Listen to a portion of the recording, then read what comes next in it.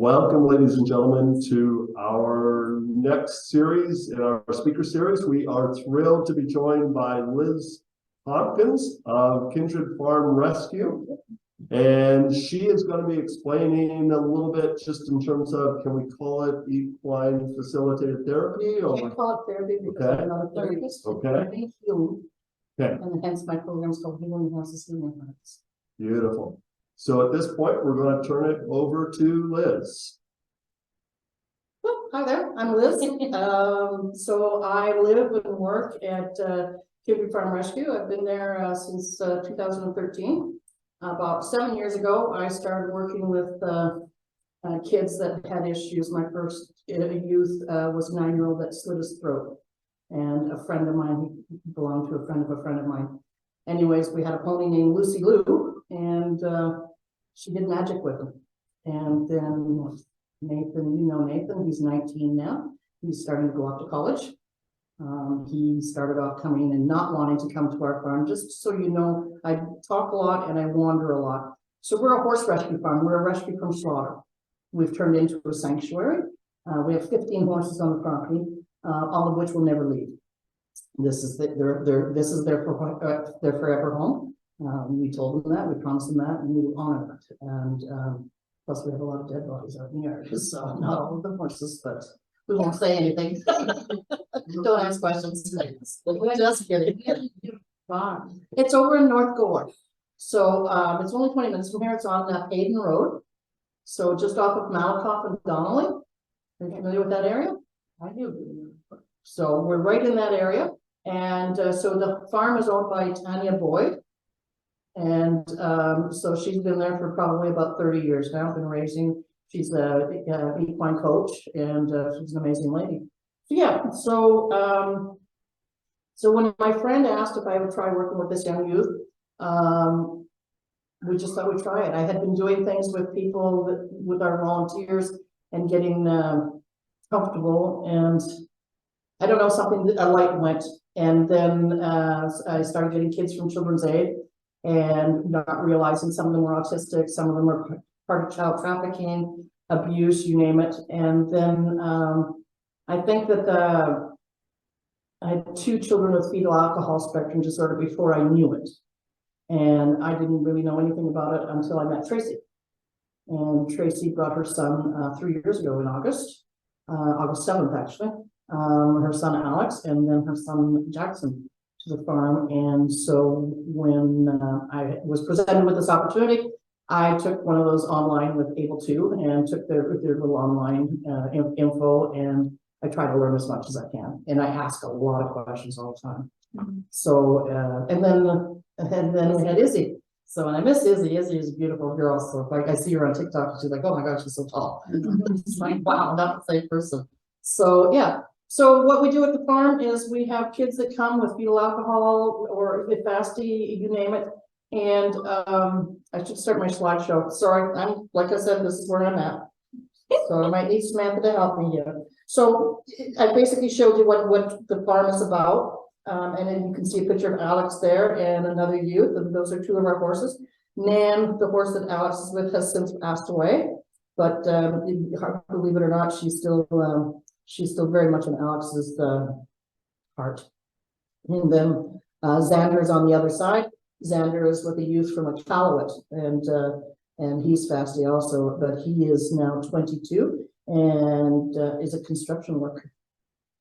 And doing, which is I actually set him up with my nephew, who was a roofer, and said I have tried to force him into a program, try him for 2 weeks.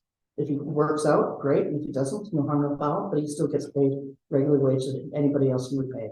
So, and he did, and so now he's worked construction, which is what he wanted to do, and to stay away from Iqaluit. So the vision that we have at the farm is that any individual be confident and accepting of themselves and of others. And that means it doesn't matter what label somebody's put on you. You're a breathing heart. That's all that matters to us. You're not a piece of machinery. You can do anything you want on the farm. You just can't disrespect other people, and definitely don't disrespect my horses. That's the first rule. There's no disrespect. Yeah, we have little arguments here and there and stuff like that, but it's all a learning curve, and it's a safe place to have them, right? I do private sessions and I do group sessions. And sometimes we just have to rearrange the groups and tweak it a little bit because some kids just don't get along and they escalate more. Some kids have more than just FASD, and I don't mean just inappropriately. You know one that he's also a schizophrenic. So, so he has a hard time. He has a time regulating, and this is what we teach. So our mission is to empower children, teens, adults with confidence by helping them to identify their own unique qualities, skills that they can use and bring about a positive change within their lives in the future, at home, at school, at work, out in public, anywhere. So our values, we respect safety, honesty, accountability, compassion, and integrity.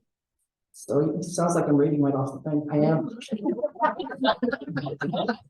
So I'm just going to give you the short version of what equine assisted learning is. So it's a nonverbal communication between horse and human that brings out change within the human. So basically what I say is I'm a facilitator. I speak horse is what I say. So, and it's hard to describe how it happens for me. It happens differently for everybody. It's not just body language. It's a lot of other things. And I do believe that our horses talk to us. Horses live in the moment and in the now. And you're probably not aware, but they can feel your heartbeat from 4 feet away. So literally feel your heartbeat. And if you touch a horse and your heart's going, so under a minute, you will be breathing at the same pace as the horses, which he is about 20 beats slower than we are. So, and that's what happens with the kids as they become very calm around them. And if Tracy, you want to step in anytime and say something, that's fine by me.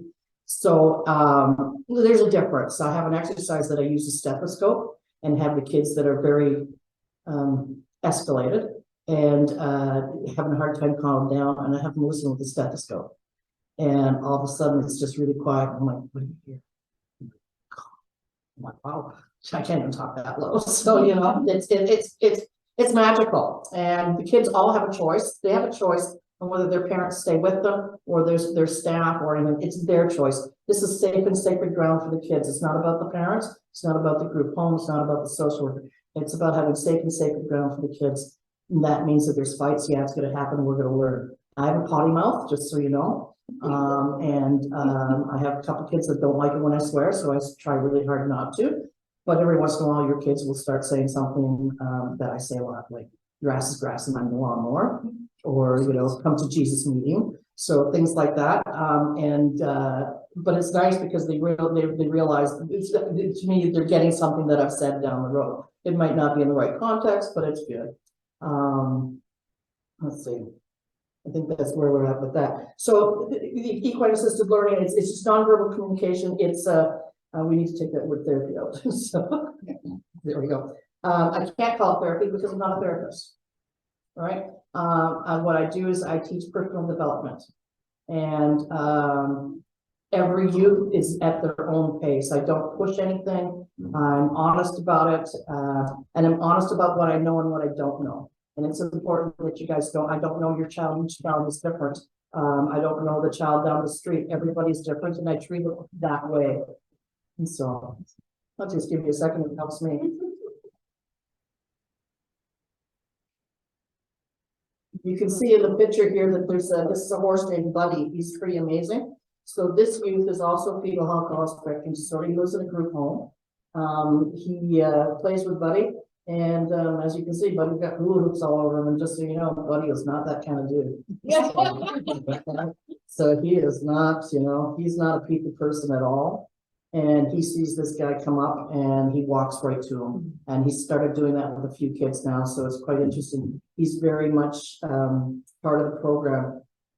It might sound funny to you, but every day I ask the horses if they want to participate. It's their choice. Right? They're living beings, they're thinking beings, they have brains. It might not work the same as ours, but guess what? We're feeding them and they're leading a peaceful life.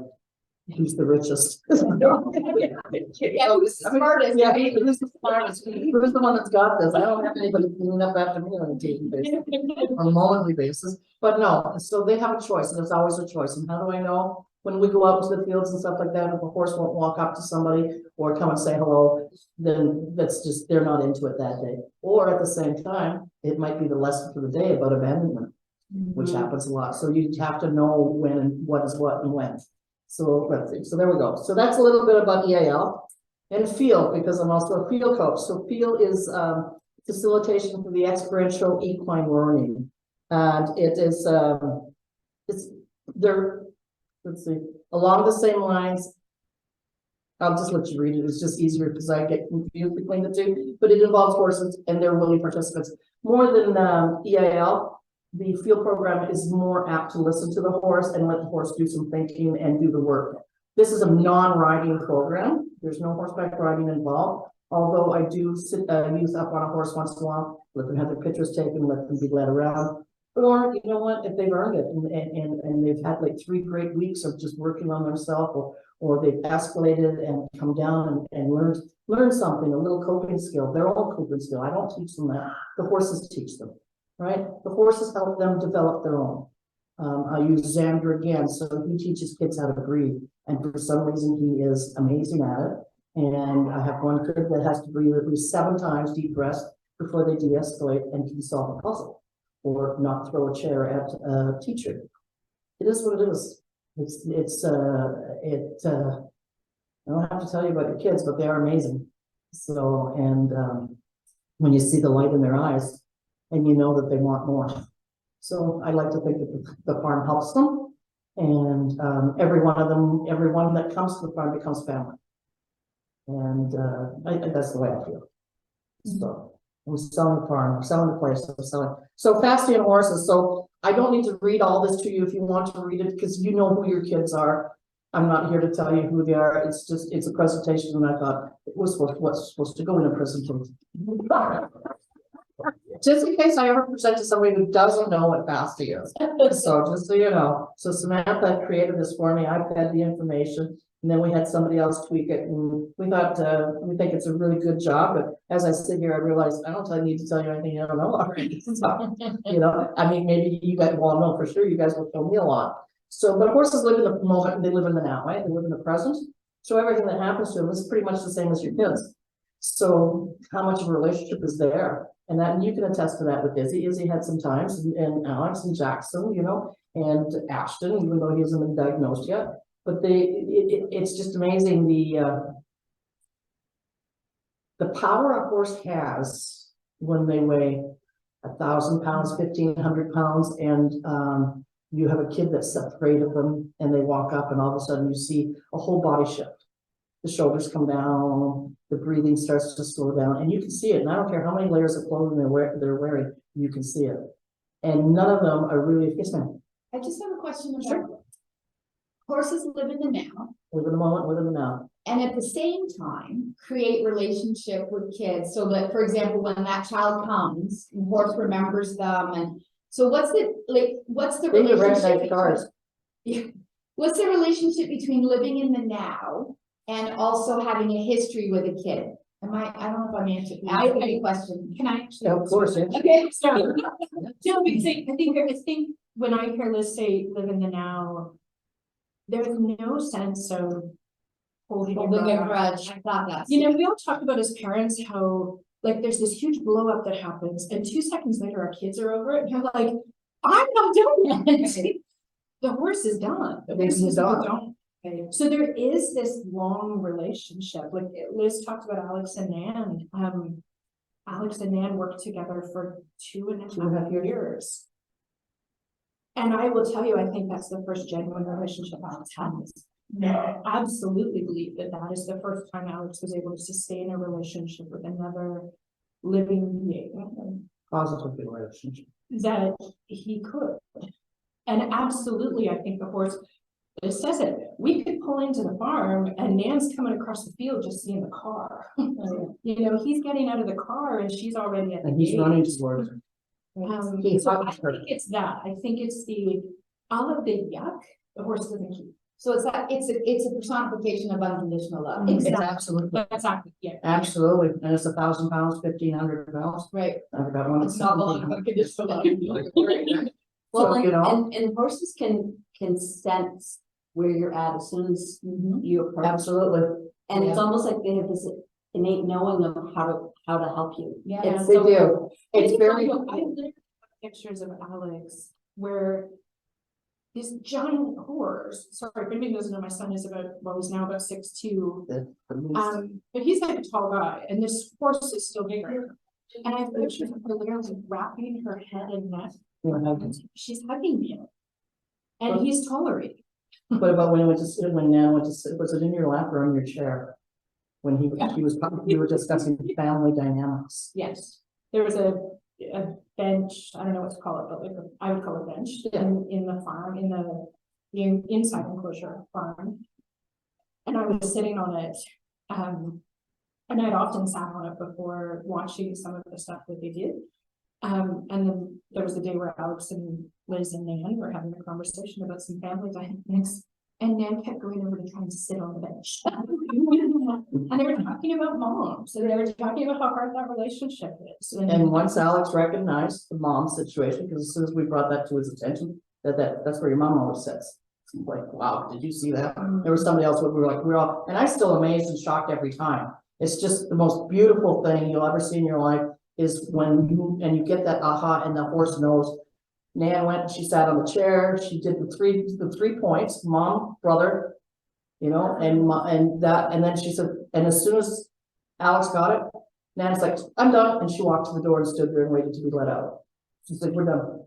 So you got what I've got to say. Family is always going to be here and supportive, and that's what it was about back then. I also think afraid of the park.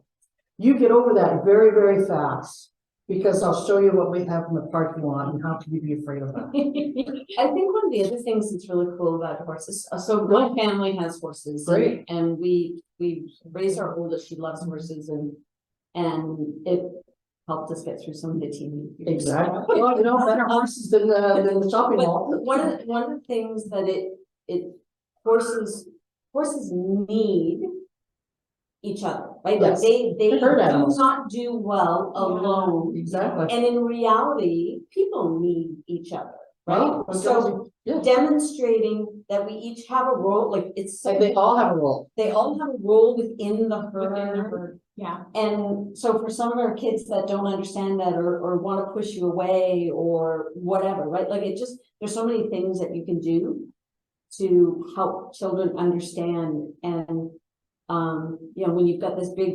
1,000-1,500 pound animal needing another, like it's like it's okay to need other people.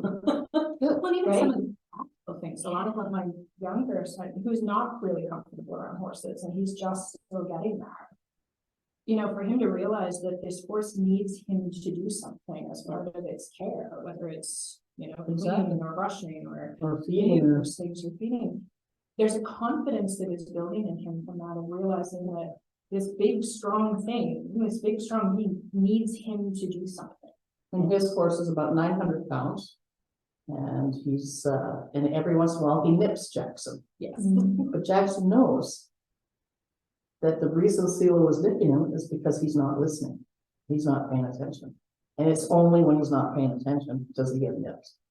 It's very interesting. And it's so funny because Jackson will come up and I wasn't paying attention and Celia bit me, but I'm okay. but he knows, and that's what it is so it's trying to teach you to focus, to help focus. It only needs to be for a minute, 40 seconds. It depends on every individual is different. What's my attention span? I squirrel all the time. So, so the attention span, and we all do it, but just to focus for that minute and then hopefully make it prolong, or find a coping skill that works for you, whether it be to breathe or to blink your eyes twice or to stomp the ground, something that brings you back, like when you get angry. I mean, I had a youth that was throwing, chairs at his teacher at school. This was just before COVID started. And like I said, he's in college now, he's going to college this year. How awesome is that? So, it's pretty cool. And his parents fought really hard for him and everything that they could. So, and there's not enough help out there for you guys. Absolutely not. And as I was doing research for this presentation, my God, Europe is way further ahead than we are. Yeah. Wowzer. I'm just blown away by that. So that's a whole nother thing, right? So horses, they can help the kids with their emotional regulation. It can help improve social skills, sensory issues. and responsibility and routine and repetitiveness. Some of the kids that come out, they do the same thing over and over again. Why? Because they forgot what they learned last week. And I know, and it's okay. It's a little frustrating for me at first when I first started out, I'm not gonna lie, right? But then I realized they're doing the best of their ability at that moment. I can't ask anything more of that. I'm doing the best of my ability at my moment. So we're all different, we're on different levels. So just my expectations should never be any higher than theirs are of themselves, right? Or anybody. So even if you come out to the farm and play, you know, it is what it is. I mean, some stuff is funny and some stuff is frustrating because you just did it 5 minutes ago, but then I realized that where I'm at, right? And I'm not a parent, I don't have any kids. Can't say that I never wanted kids. I didn't think I liked kids, but I do really well with them. Oh, I got 15 of them. I used to have way more than that. So yeah, that's all that we have. Yeah, you're right. So it also helps them with physical activity. When the kids come out, like I have a day camp and it's done by the day. And this year what we did was everybody took turns cooking on the barbecue. So go around and do something different. And then they do dishes, they set the table, they do everything, you know, pick up the garbage, and they do the horse time. I've started a little program with kids that they have to put the time in and we have to figure it out, but they have to start their own bank account. And you know, mom can help them, but they have to do they have to do all the work. And then they'll come out and they'll work a couple times a week. We always have to figure it out because I still need to get paid. So it's still a work in progress. I'm trying to find funding, but so far what's working, I pay the kids $20 an hour. They come out, they mow the lawn, they weed whip, they haul wood, they do certain things. But they have to be supervised, but they're earning a wage. So I ask that they have a bank account with checkings and savings and put 50-50. What they do with it, I don't know, but it's to teach them. I don't think that they're learning that in school. I think that I really don't. I don't think that they're learning the day-to-day things, day-to-day. We can all learn science and everything like that, but that's not what is helping these kids in this moment right now for tomorrow. Not just being realistic about it. Some of them will live on their own and do great, and some of them will never be able to live on their own and will do great also. But for many of them, it's a first job opportunity. Well, and In that's, yeah. an environment where somebody is close by to supervise, to provide repetition. And Exactly. in an environment where, They you feel know, safe. if they mess up, then okay, you start over. Yeah, Liz is gonna swear and we move on and move forward and we talk about it, you know? And yeah, and I will, you know, after I've told you guys to do something one way 5 or 6 times, I will say, what, you know, and I'll go off. And then we sit and we talk, but we sit and we talk. And we talk about whys and whats. I've learned, one of the things I've learned is I always have to say, okay, so what did I say? Okay, so what did I say? And I say that a lot after quite a few paragraphs now. And for me, that's helped me be a lot more understanding. And I'm not a one-woman show. I'm a 2-person show right now. I hope to be growing. I have a volunteer and she's amazing also. And everybody loves her. So yeah, we'll move on. Yes, ma'am. Can you get volunteer houses for school? Yes, actually you can.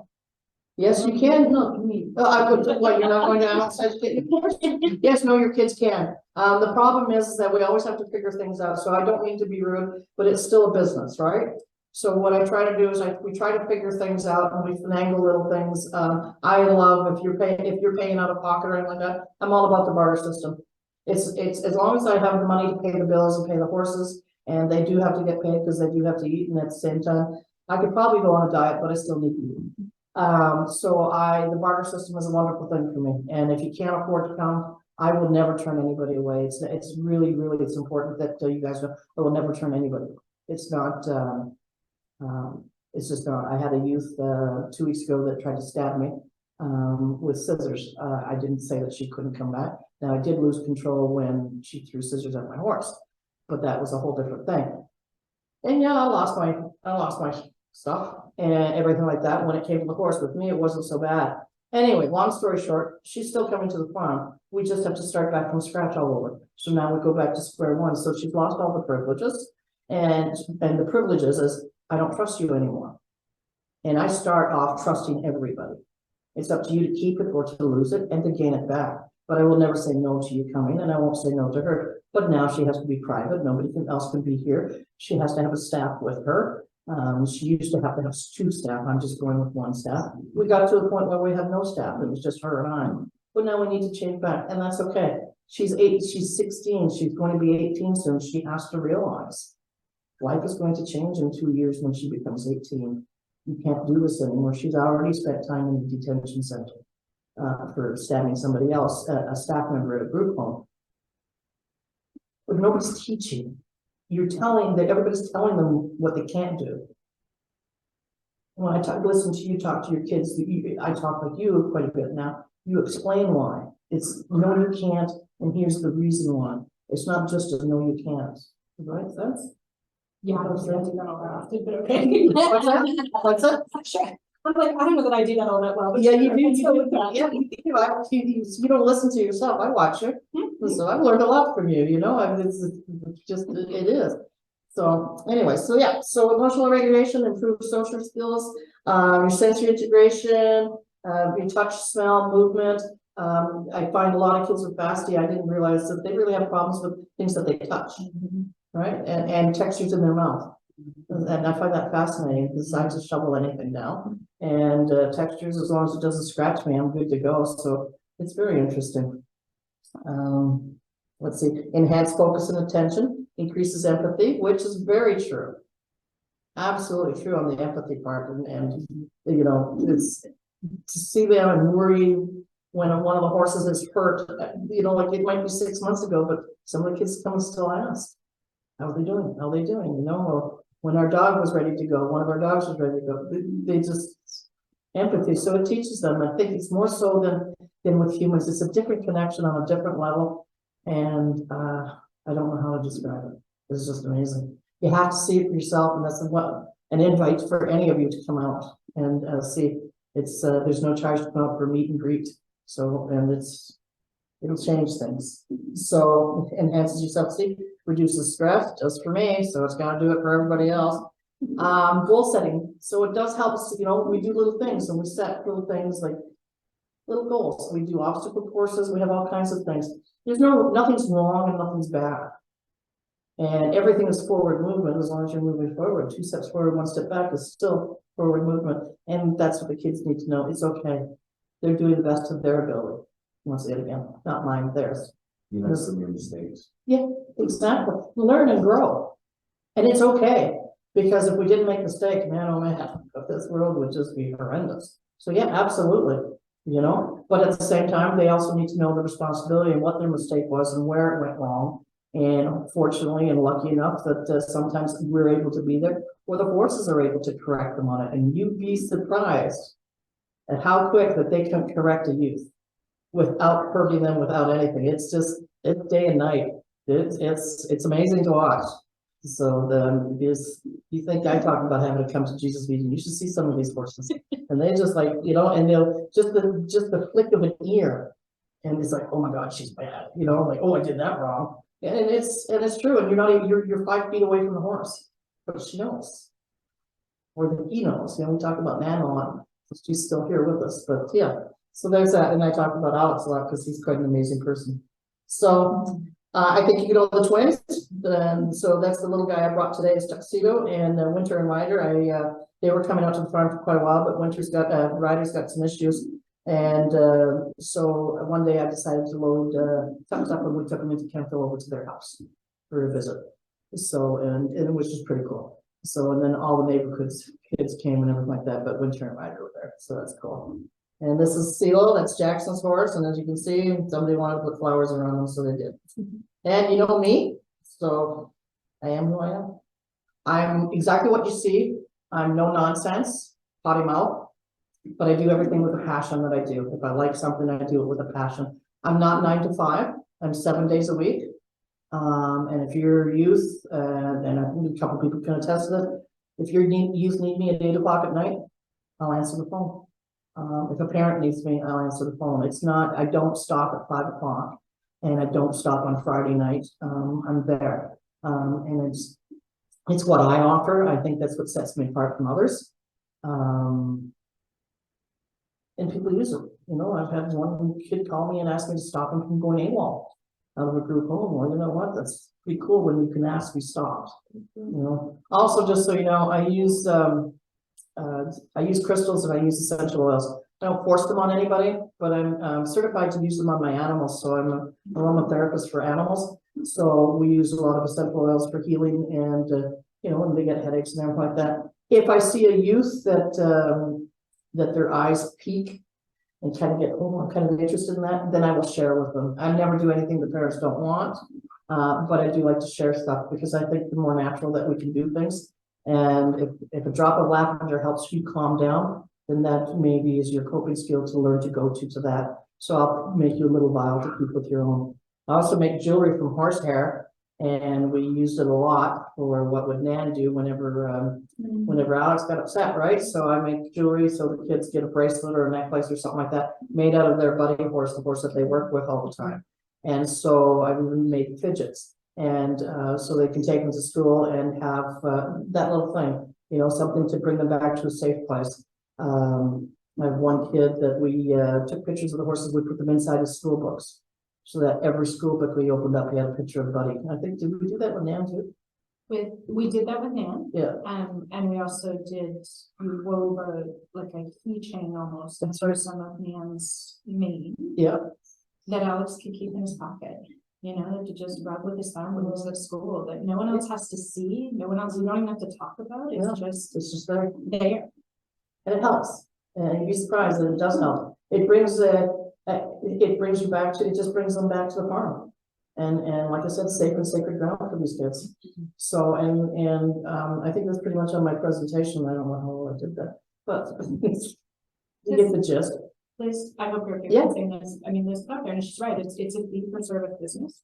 For anybody though who's getting funding or supports, Passport does allow for EAL. My oldest son is on complex special needs or CSN funding. CSN funding recognizes EAL as behavioral supports. So that is built into our plan of care every year. Yeah. And more funding is coming out. I also, so I have people that fundraise, like I have a gentleman, a friend of mine that's getting married, and instead of wedding gifts, he's asked everybody to donate to the farm, to the program, because he believes in what we do.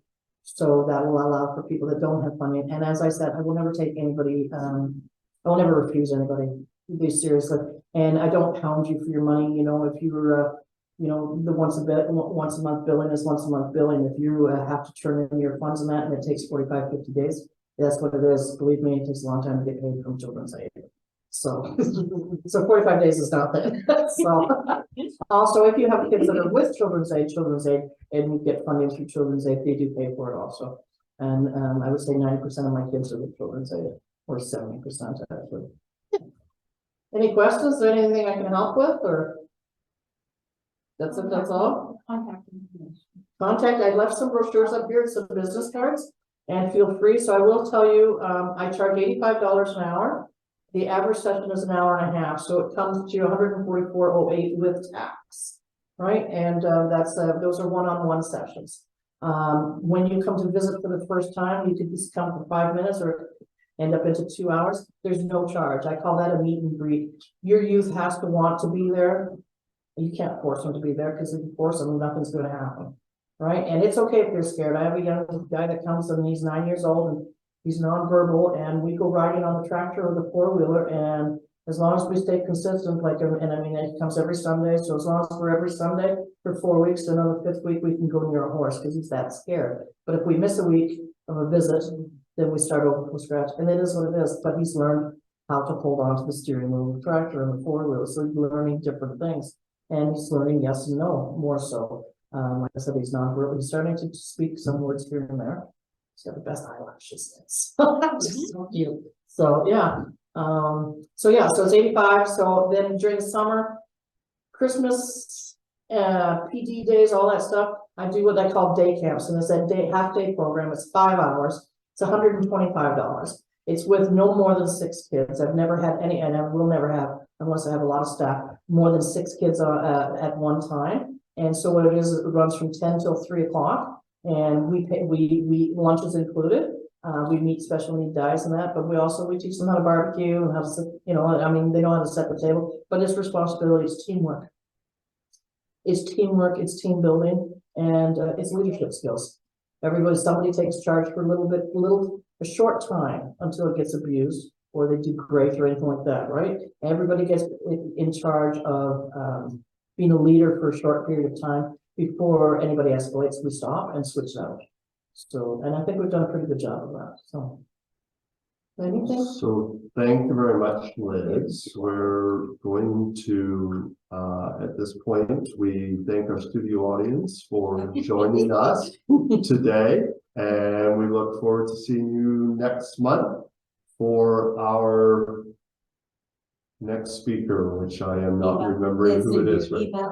It's Eva. It's Eva. Yes. Really important.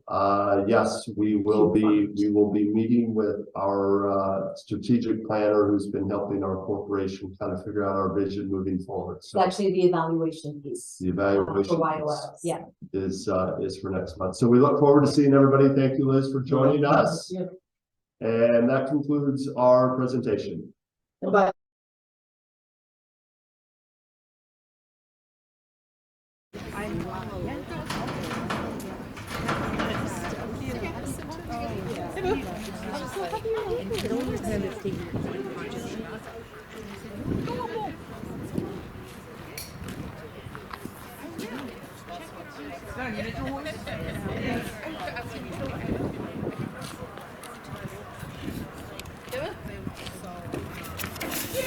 There we go.